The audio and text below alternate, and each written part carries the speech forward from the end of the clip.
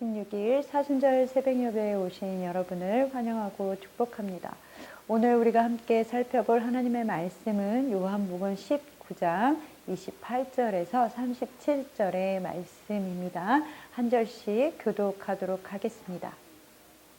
그 후에 예수께서 모든 일이 이미 이루어진 줄 아시고 성경을 응하게 하려 하사 이르시되 내가 목마르다 하시니 거기 신 포도주가 가득히 담긴 그릇이 있는지라 사람들이 신 포도주를 적신 해면을 우슬초에 메어 예수의 입에 대니 예수께서 신 포도주를 받으신 후에 이르시되 다 이루었다 하시고 머리를 숙이니 영혼이 떠나가시니라.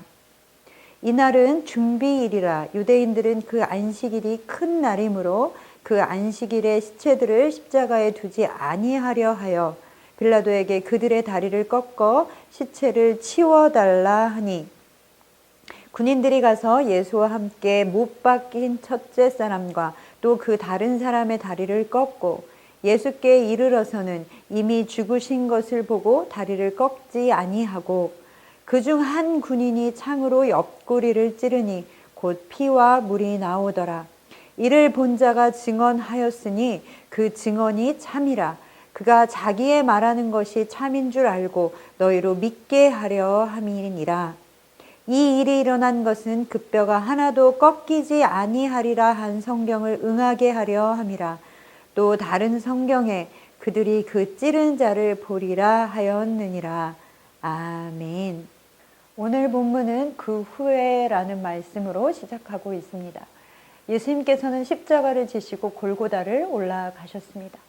그리고 자신이 지신 그 십자가에 달리셨습니다. 그때 예수님의 십자가 곁에는 그 어머니와 그리고 이모와 글로바의 아내 마리아와 막달라 마리아가 서 있었습니다. 예수님께서는 자기의 어머니와 자기의 사랑하는 제자가 거기에 서 있는 것을 보시고 그 사랑하는 제자 요한에게 자신의 어머니를 부탁하셨습니다. 26절 말씀에도 그렇게 말씀하고 있습니다. 예수께서 자기의 어머니와 사랑하시는 제자가 곁에 서 있는 것을 보시고 자기 어머니께 말씀하시되 여자여 보소서 아들이니이다 하시고 아멘. 예수님께서는 요한에게 자신의 어머니를 맡기는 일로 자신의 공생애의 마지막 일을 마치셨습니다. 이제 그 일을 마치신 후에 예수님께 남아있는 일은 온몸을 파고드는 고통과 죽음으로 하나님께서 맡기신 일을 완수하는 것이었습니다. 요한복음은 다른 복음서들보다 특별히 더 예수님의 십자가의 죽으심이 하나님의 뜻을 성취하시는 것임을 담담하게 표현하고 있습니다. 그리고 예수님께서 왕으로 오셨음을 보여주고 있습니다. 다른 복음서들에서 보여주는 예수님의 고통의 부르짖음도 나와 있지 않고 누가복음에서 말씀하고 있는 죄의 용서와 그리고 강도의 낙원에 대한 약속도 그리고 자신의 영혼을 아버지 손에 맡깁니다 라고 말씀하시는 그 부분도 나와 있지 않습니다. 요한복음 19장에서 빌라도는 예수님의 십자가에 그 당시에 그 지역의 사람들이 다 읽을 수 있는 여러 가지 언어들로 유대인의 왕이라고 써서 패를 붙였습니다. 그때 유대인들은 거기에 자칭이라는 말을 붙여주십시오라고 그렇게 요청했습니다. 그 사람이 그렇게 주장하는 것이지 그 사람은 우리의 왕이 아닙니다. 그러니 자칭이라는 말을 앞에 붙여주십시오라고 요구했던 것입니다. 그러나 빌라도의 대답은 22절 말씀에 보면 내가 쓸 것을 썼다라는 것이었습니다. 하나님께서는 빌라도를 사용하셔서 예수님께서 왕으로 이 땅에 오셨음을 온 세상에 천명하셨습니다. 그것은 바로 예수 그리스도의 십자가를 지심과 그 죽음이 바로 하나님의 뜻을 완벽하게 이루셨음을 말씀하고자 하시는 것이었습니다.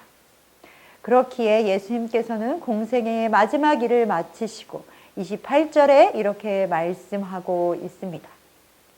그 후에 예수께서 모든 일이 이미 이루어진 줄 아시고 성경을 응하게 하려 하사 이르시되 내가 목마르다 하시니. 아멘. 예수님께서는 모든 일이 이제 이루어진 줄 아셨습니다.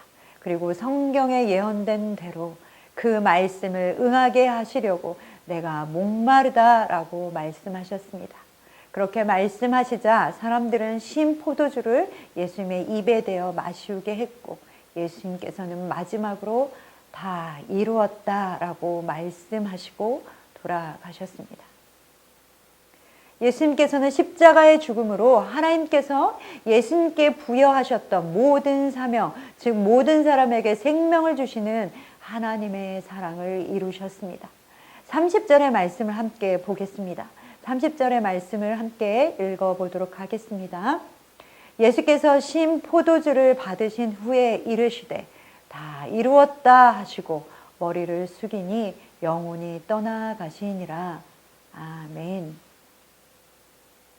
우리가 오늘 함께 읽은 개역개정 말씀에 영혼이 떠나가시니라 라고 번역된 이 문장은 그가 그의 영혼을 내어주다, 맡겼다 라는 의미가 포함되어져 있는 말입니다.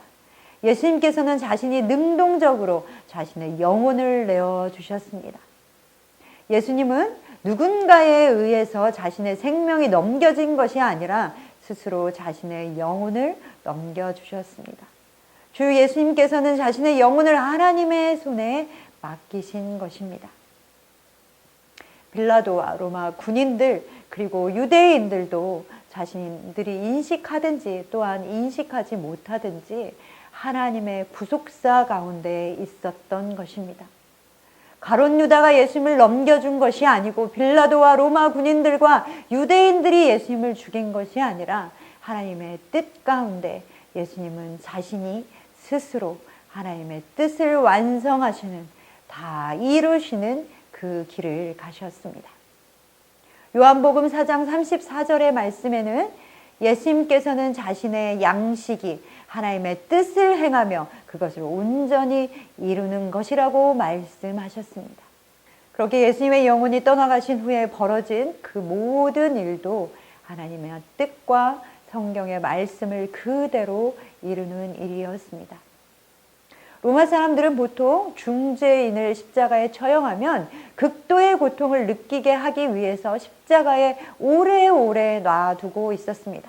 그러나 오늘 이 6월절은 안식일과 겹치는 날로 유대인들에게는 특별한 날이기 때문에 시신이 밤새 나무에 매달려 있는 것을 유대인들은 허용할 수가 없었습니다. 그래서 십자가에 달린 그 사람들을 빨리 죽여서 치워달라고 빌라도에게 요청했습니다. 빌라도도 유대인들의 그 관습을 잘 알고 있는 터라 그 요구를 들어주려 했습니다. 로마 사람들은 십자가에 달린 사람을 빨리 죽이려고 할 때에는 다리를 꺾어 버리는 방법을 사용했습니다. 그렇게 하면 다리로 몸을 지탱할 수 없게 되기 때문에 그러면 숨을 쉴 수 없게 되고, 그렇기 때문에 극심한 고통에 시달리며 바로 숨을 거둘 수밖에 없게 되는 것입니다. 로마 군인들이 예수님을 제외한 두 사람의 다리를 꺾어버렸습니다. 32절에 보면 군인들이 가서 예수와 함께 못 박힌 첫째 사람과 또 그 다른 사람의 다리를 꺾고라고 말씀하고 있습니다. 그리고 예수님의 다리를 꺾으려고 예수님께 가보니 그들은 예수님께서 이미 돌아가신 것을 발견하게 되었습니다. 그래서 예수님의 다리는 꺾이지 않았습니다. 예수님께서는 6월절에 어린 양으로 우리 가운데 오셨습니다. 세례 요한도 예수님을 보면서 세상 죄를 지고 가는 하나님의 어린 양이라고 고백했습니다. 요한복음 1장 29절에 이튿날 요한이 예수께서 자기에게 나아오심을 보고 이르되 보라 세상 죄를 지고 가는 하나님의 어린 양이로다 라고 말씀하고 있습니다. 유대인들이 6월절을 보내는 율례에 관하여 민수기 9장 12절에는 이렇게 말씀하고 있습니다. 민수기 9장 12절의 말씀을 읽어드리겠습니다. 아침까지 그것을 조금도 남겨두지 말며 그 뼈를 하나도 꺾지 말아서 6월절 모든 율례대로 지킬 것이니라. 아멘. 로마 군인들이 예수님의 뼈를 꺾으려 했지만 예수님이 이미 돌아가셨기 때문에 예수님의 뼈는 꺾이지 않았습니다.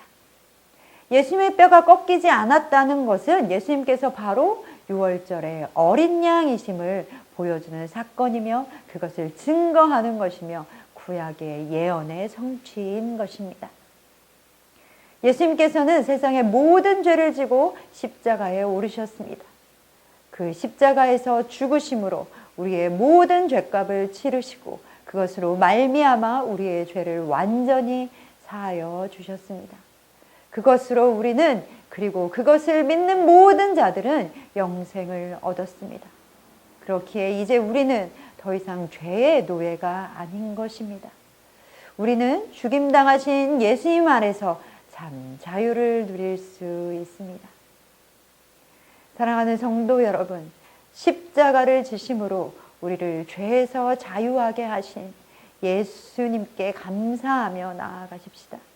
우리를 얽매이고 있는 모든 죄와 문제들을 다시 한번 십자가 앞에 내려놓고 우리를 위해 우리의 죄값을 지불하신 그 예수님을 의지하십시다. 십자가의 공로를 믿는 우리는 더 이상 죄의 노예가 아닌 것입니다.